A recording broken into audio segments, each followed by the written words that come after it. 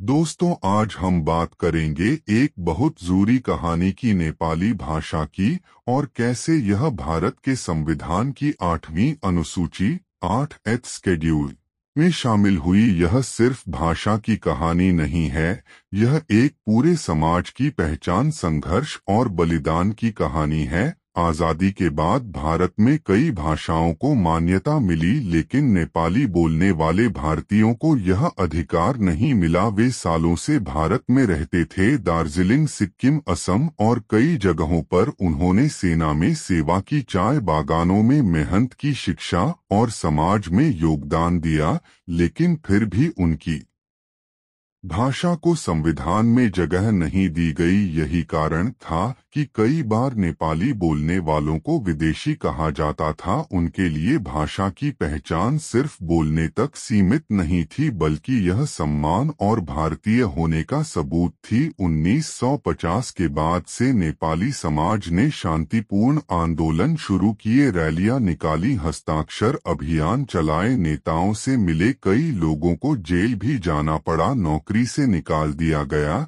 लेकिन उन्होंने हार नहीं मानी। आखिरकार लंबे संघर्ष और बलिदान के बाद 1992 में ऐतिहासिक पल आया।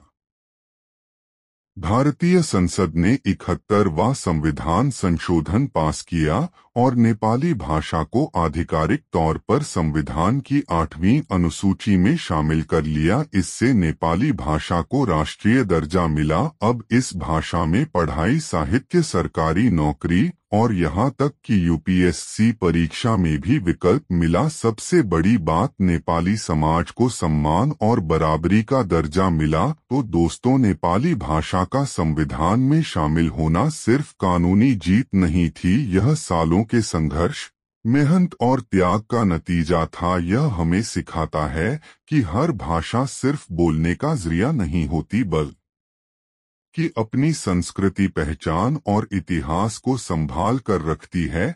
अगर आपको यह कहानी अच्छी लगी हो तो वीडियो को लाइक और शेयर कीजिए और चैनल को सब्सक्राइब करना मत भूलिए। याद रखिए, भारत की असली ताकत है विविधता में एकता।